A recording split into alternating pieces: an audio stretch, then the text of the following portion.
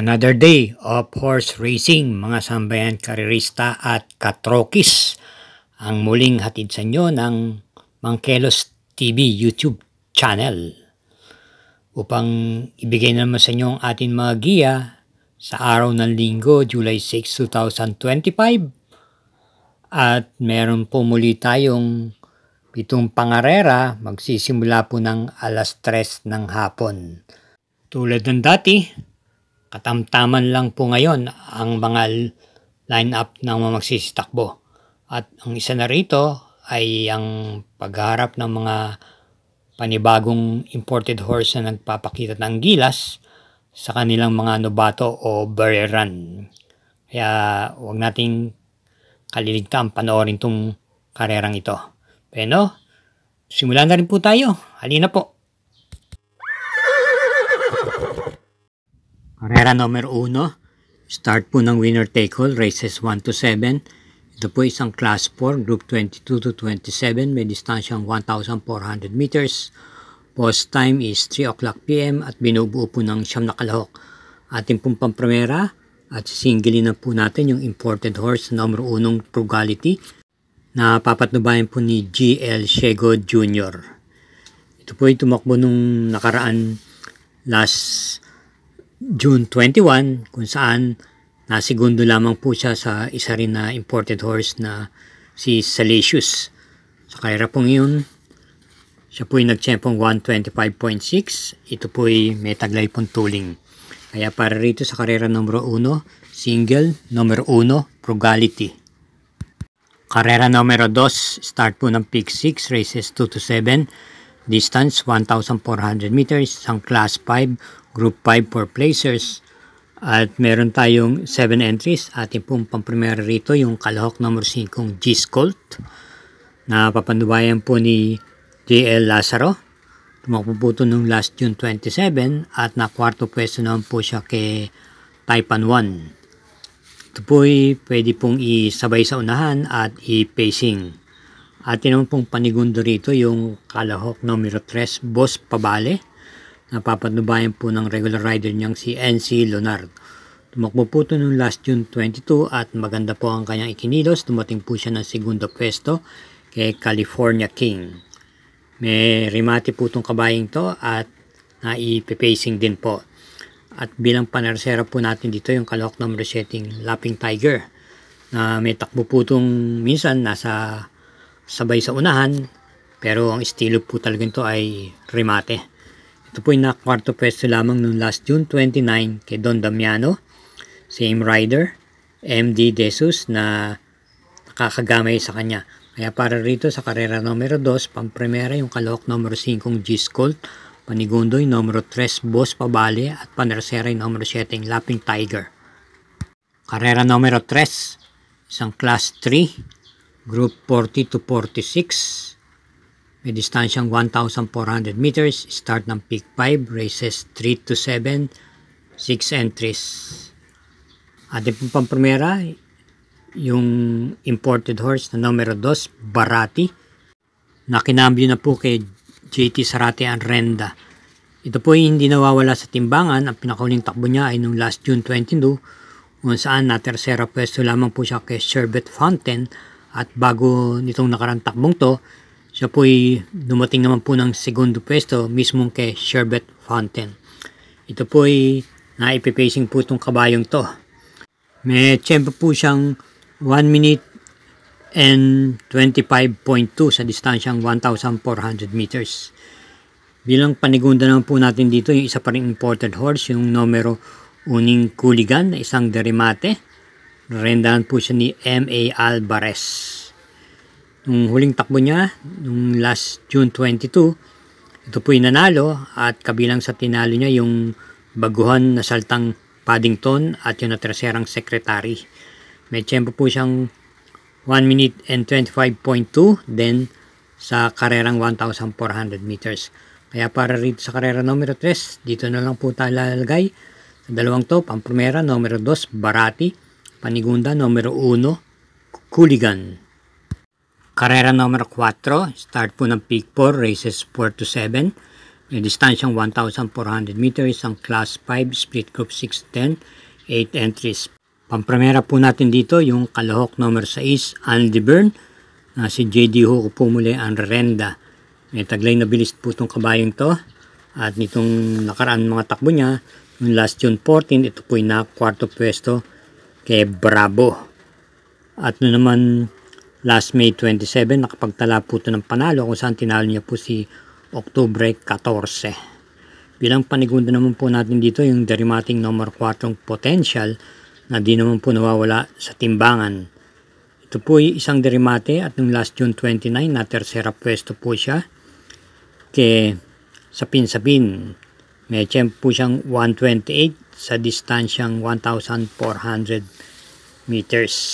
Ulitin, pampremera po natin sa karera number 4, yung Kalahok number 6, Andy Byrne, at panigunday number 4, Potential. Ayos pa ba tayo dyan, mga katrokis? Huwag lang po tayo makakalimot na mag-subscribe, pag-share na rin po at hit po natin yung like and notification bell. Salamat po.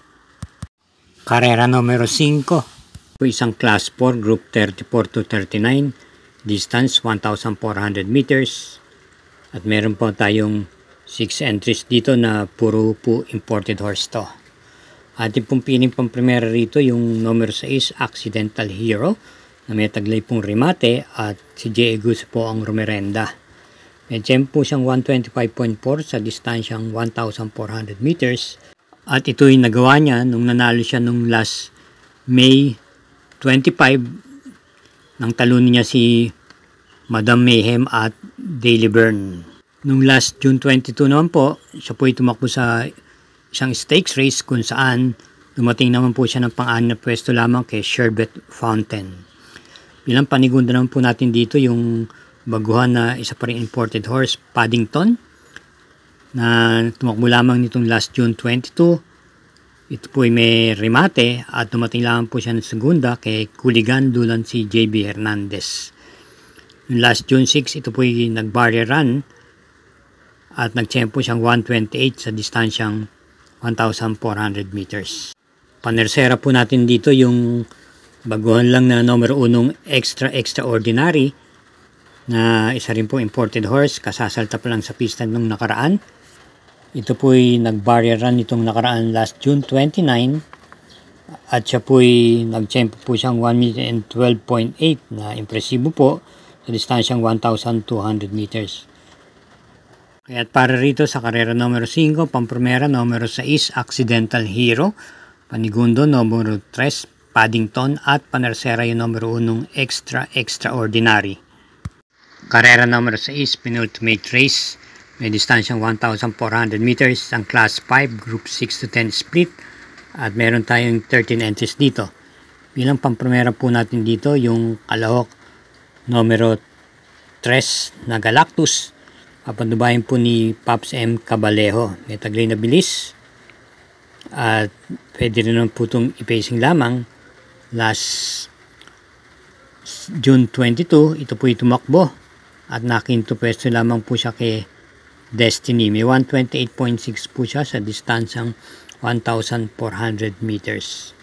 At bilang panigunda naman po natin dito yung coupled entries number 1, Professor Jones Hot Legs. Professor Jones, may tuling, na segunda po ito last June 20 kay Static, lulan si JB Hernandez. May 129.8 siya sa 1,400 meters. Couple entries niyan Hot Legs na may remate at pwede na rin pong sumabay sa unahan. Ito po yung na-tersera naman pwesto nung last July 2 kay Chef Cat. At nung last June 21 na 4th pwesto po siya kay Swakto Power Duo. Rendan po siya muli nang nakakagamay sa kanya si MD De Jesus. Bilang panersera po natin dito yung numero 13 Cristiano. Si RJ Tabor naman po ang rerenda. Nung last June 22, tumakbo po, dumating po ng pang-anim na pwesto lamang kay Destiny. At nung last May 18, ito po yung nakinto pwesto naman po kay Malibu Princess at White House. Medyo mataas-taas po na konti yung grupong yon. At sa tingin ko medyo pakiramdam lang po ito sa laban na yun. Ito po ay merong tiyempong 128.6 sa 1,400 meters. Kaya para rito sa karera numero 6, pamprimera numero 3 Galactus, panigundo yung coupled entries numero 1 Professor Jones Hot Legs, at panerasera yung numero 13 Cristiano.